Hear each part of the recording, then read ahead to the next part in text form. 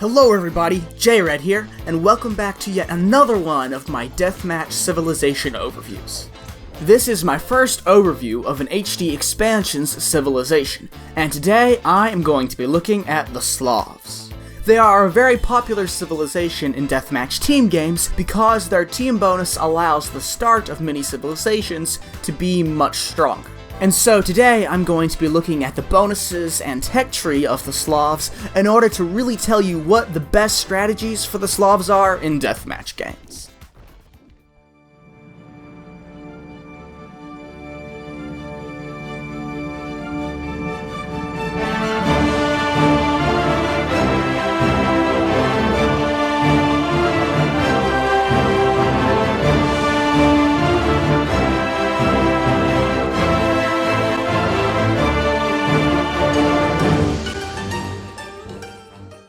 The Slavs are meant to represent the Russians and the surrounding peoples, and so we can assume that their bonuses will be absolutely awesome.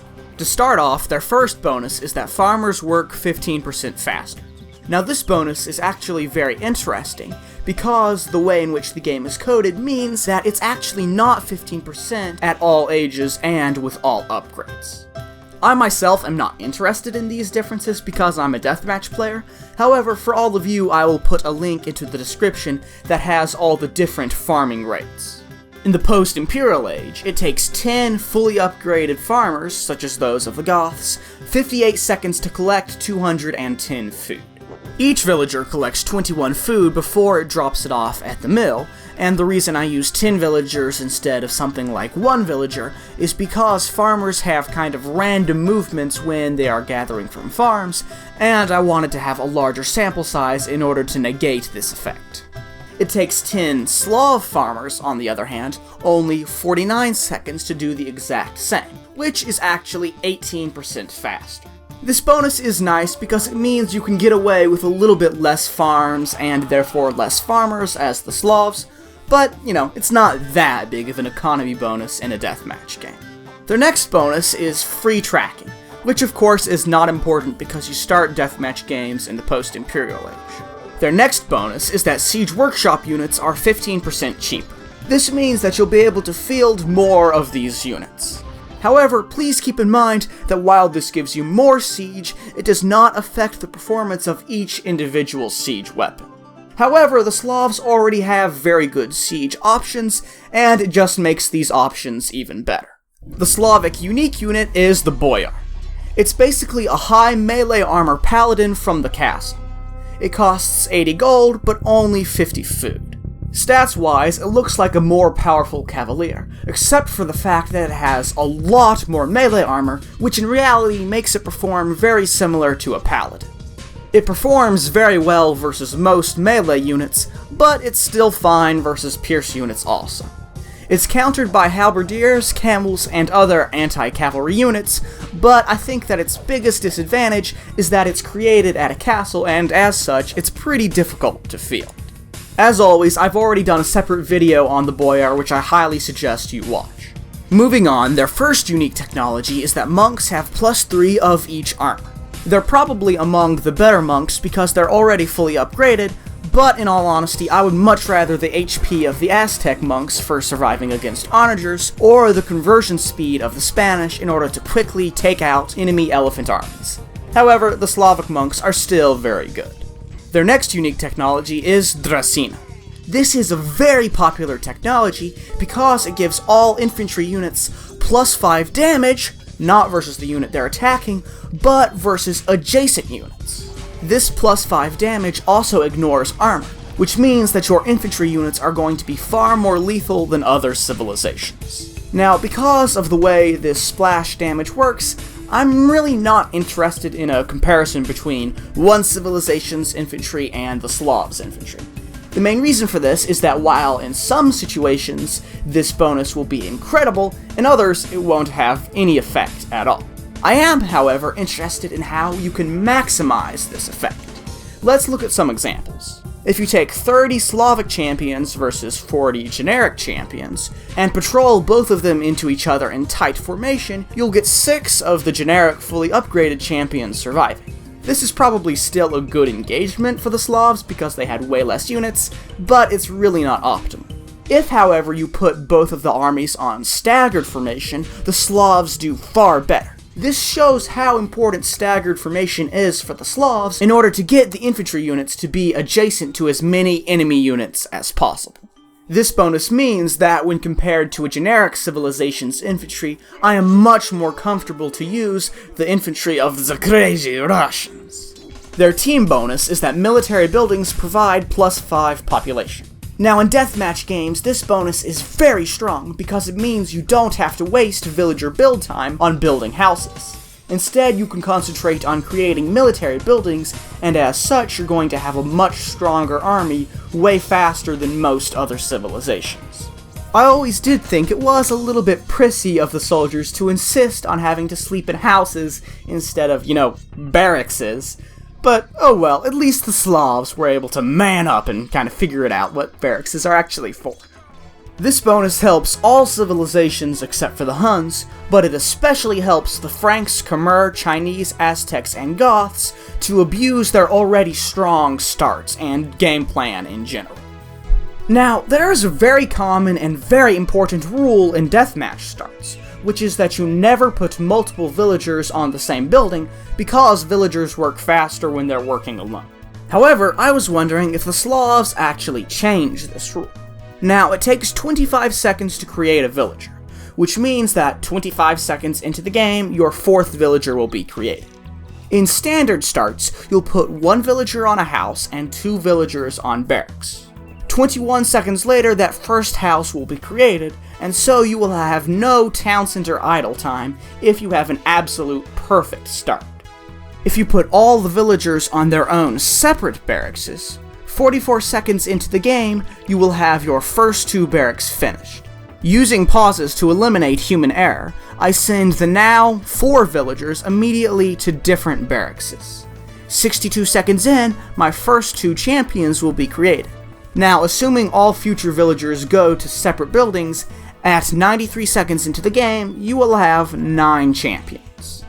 However, I decided I wanted to restart the game and see if I could get some different results. What I did was I put those 3 villagers all on the same initial barracks. It took 27 seconds for that barracks to be finished, allowing the town center to start with 2 seconds of idle time. However, 2 seconds is not a big deal. Using pauses again to eliminate human error, I sent the now 4 villagers immediately to separate barracks again, and 44 seconds after I started the game, I got my first champion. Assuming all future villagers go to separate buildings, it takes 90 seconds for a total of 8 champions. What I think this means is that even though you technically lose a bit of overall villager build time by having the first 3 villagers work together, you also lose villager build time by building a house when you are playing as the Slavs. The question is, would you rather have the champion or halberdier out 20 seconds earlier to defend versus the enemy hussar, or would you rather have 2 starting barracks instead of 1? I would personally rather have the champion or halberdier out a little bit earlier to defend against my opponent's hussar, but that really is up to you. Looking at their bonuses overall, it kind of is a mixed bag. No 2 bonuses are alike. However, they're all very unique, and I think that when combined with the tech tree, they make the Slavs very strong. And so, let's start to grade the tech tree for a deathmatch game. Their archers are really the worst part of the Slav tech tree. They are far below average because they missed Bracer, Arbalest, Hand Cannoneer, Thumb Ring, and Parthian tactics. Their archers are downright awful. Their infantry, on the other hand, is above average, because they are fully upgraded, and they have Druzhina. I don't think they're top tier for a deathmatch game, because they're lacking an infantry unique unit, or some really overwhelming bonuses such as the Goths, but they're kinda close in my opinion.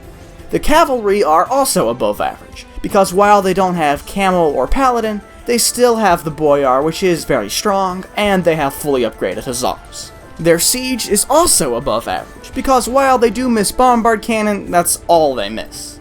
Their siege is cheaper, but it's not quite top tier because they don't have any over-the-top bonuses. Their defenses are also above average, because I wasn't being very imaginative when I made these grades. Wait, no, that's not right. The reason they're above average is that while they have weak towers, no bombard tower, and no architecture, they still have treadmill crane, siege engineers, siege onagers, Druzhina halbs, and most importantly, their team bonus makes their start very hard to defeat. Their navy is far below average because they miss Bracer, Elite Cannon Galleon, Heavy Demo Ship, and Shipwright, so they really don't have anything going for them as far as the navy is concerned. You might think that their team bonus would help their start on a water map, but it actually doesn't because docks are classified as economic buildings instead of military buildings. I won't grade their monastery or economy, but just know that while they do lack faith in heresy, their monks are still very good versus elephants. As far as economy goes, they do miss guilds and stone shaft mining. However, that's not that important, especially because they have faster farmers. Overall, while the Slav tech tree does have some pretty large holes, they're really not that important holes. Kinda like how, your shirt has some pretty big holes in it too, but the shirt's really supposed to have those holes, that way it can actually be used a certain way. The analogy ain't exactly perfect, but you get my meaning. I think that the consistency of above average grades across the board means that while the Slavs don't have any overwhelming bonuses, they do have several bonuses and a very strong tech tree that works very well together. And so, now that we know this, we can see how it works together by talking about deathmatch strategy. To start with the early game in a deathmatch game, you'll either open with 1 villager on a house and 2 on barrackses, or with all 3 villagers on barrackses. It's up to you. Regardless, put the next several villagers all on individual barrackses. A tip that I've learned recently is that if you actually build a barracks right behind a villager that's building another barracks, and make sure to space out your initial barrackses that way they don't conflict with other villagers, you'll have a much smoother start. As far as how many barrackses you create, I personally like to go for between 8 and 10 barrackses in order to get a large infantry army up very soon, and then I'll add 3 to 5 siege workshops depending upon what my opponents are going for. However, I know that other people like to do less barrackses in order to get their siege out soon. Anyways, while you're still creating your initial base, you'll send small groups of units to various places in the map, such as hills and gold piles, in order to gain map control. You then should create several town centers next to gold and a few next to wood in order to get your economy up and rolling. Also, place castles on those hills and gold piles we mentioned earlier in order to really establish your map control. While you are establishing map control, use rams, onagers, and infantry in order to push your opponents in order to cripple their early economy and early military. However, once you're finished with the early game, you'll need to know what army compositions to use versus what army compositions your opponents go for in order to have the most effective army possible. Versus archers or infantry, you'll make onagers and rams in order to neutralize the archers, with scorpions and champions to defend against infantry and cavalry. However, probably don't make that many boyars because they are weak to an infantry and archer combination. Versus heavy cavalry, obviously make halbs, but also add champions and scorpions to defend against enemy infantry, or boyars and onagers to deal with enemy ranged units. If your enemy instead goes for heavy siege, make boyars and hussars in order to snipe the siege, but also make your own siege in order to kill infantry and archers that will be used to protect the enemy's siege. It's very important to try to raid your opponent's economy with hussars, and just about regardless of what your army composition is, rams and trebuchets will be a very necessary addition in order to destroy your enemy's buildings.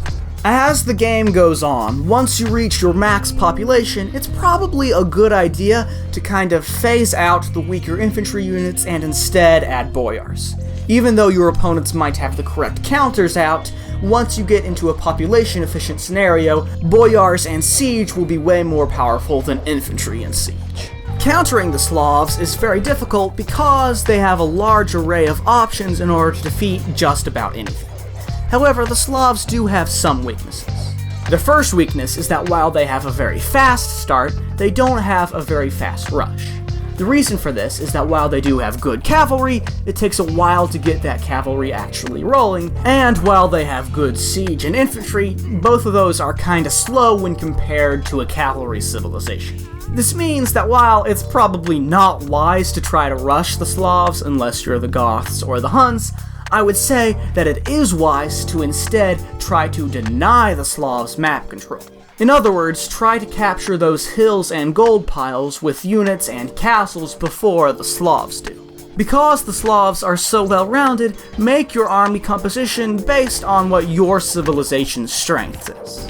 Ideally, you will have a good deal of cavalry to snipe enemy siege, but also something to deal with infantry and boyars. I would, however, caution you if you're going into any of the archery range units, because while in theory it makes sense to use these units to counter infantry and to help against the boyars, the reality is that you will be tricked into making units that the onagers will absolutely devastate.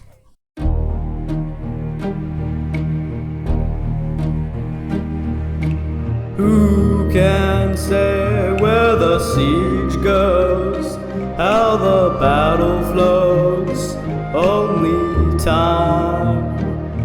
And who can say if the onager chose as to dash your hopes? Only time.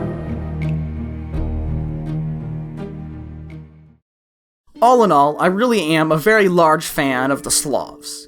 Individually, their options aren't top tier, but when you combine their options together, I do think that you get a top tier deathmatch civilization. I also think the Slavs are a great civilization for people who are just starting to learn how to really play deathmatch competitively. Their team bonus means they will have a very strong start, but their lack of paladins and camels means that instead of just rushing the heck out of your opponents, you'll instead need to gain map control and learn the core concepts of deathmatch, of unit control and army composition. Even though my deathmatch knowledge doesn't always correlate with the actual skill I have playing the game, I know that playing the Slavs has definitely helped me improve in these areas. Anyways, thanks a whole lot for watching, I hope that you've enjoyed this video, and I'll see ya in the next one.